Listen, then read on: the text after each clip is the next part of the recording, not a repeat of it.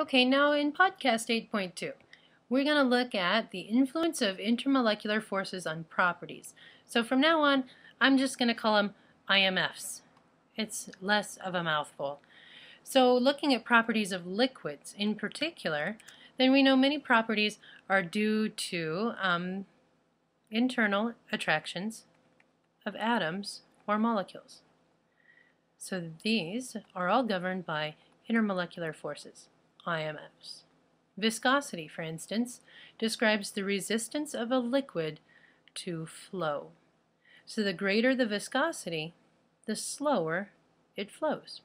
This can be measured as the rate of the flow through a metal tube or the rate at which an object would fall through the liquid. Either way is used to measure viscosity. Viscosity is going to increase, though, with an increase in the IMFs within that liquid. That makes sense, right?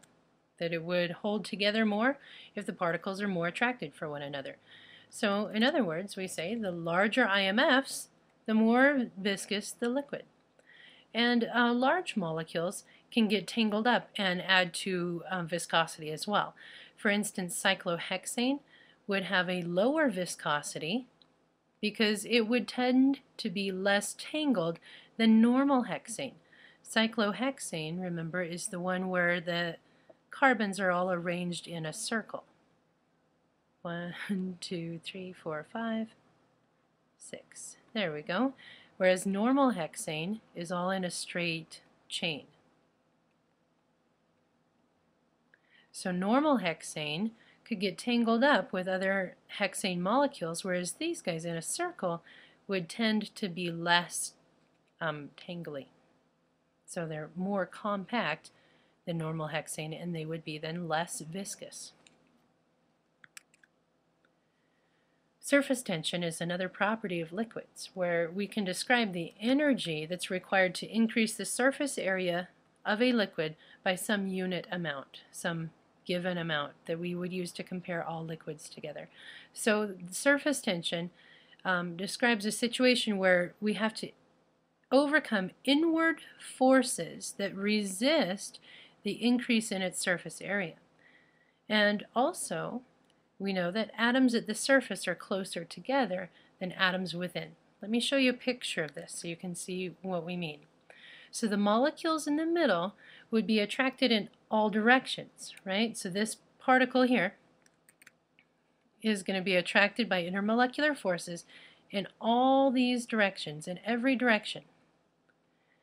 But a molecule that's resting up at the surface, that's at the top, can only be pulled by other molecules towards the inside because there's nothing pulling it this other direction. So molecules at the top are only pulled inside. This is what creates surface tension, or that resistance to being pulled apart. So what that means for IMFs is that the greater the IMFs, the greater the attraction that this experiences towards the inside, then the greater the surface tension will be. It minimizes the surface area when you have higher IMFs. Let's look at another property called adhesion and cohesion. If we have forces binding similar molecules, like hydrogen bonding, then these are called cohesive forces. Cohesion describes bonding molecules that are similar to one another.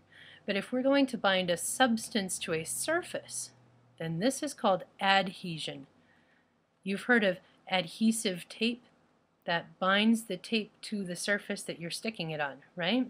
So adhesion or adhesive forces bind a substance to a surface. These are also governed by intermolecular forces. See, water in a glass is going to adhere to the glass, right? It's going to stick to the surface of the glass because the adhesive force of the glass is greater than the cohesive force of the water molecules for one another. So the meniscus comes about when water tends to sort of crawl up the sides of a narrow glass tube in this way because it experiences an attraction for the glass. In mercury, it's the opposite. Mercury has no attraction for the glass, And so it pulls more towards itself than it does towards the glass. So it's the opposite kind of meniscus. You have to be careful to read the bubble correctly, right? When we measure things, we measure from the bottom of the meniscus in water, but if you're using mercury, you would have to read from the top of the meniscus. Now let's look at capillary action. It's closely related to that idea of adhesive and cohesive forces. Capillary action describes how liquids would spontaneously rise, without us having to do anything, into a narrow tube. It accounts for part of the reason why water can move up through the root system in a tree, up to the top where the leaves are. This occurs when a small tube is placed in water, and then the water would rise up into the tube. Like when you put a straw in a soda glass, some of the water comes up. And if it's Diet Coke, it's going to come bubbling up out the top of the straw. It's kind of annoying. So the glass is a polar molecule. Glass is made of what's called silicate or silicate compounds. So this polar molecule is going to be attracting the water molecules, and it draws them in and up the length of the glass tube.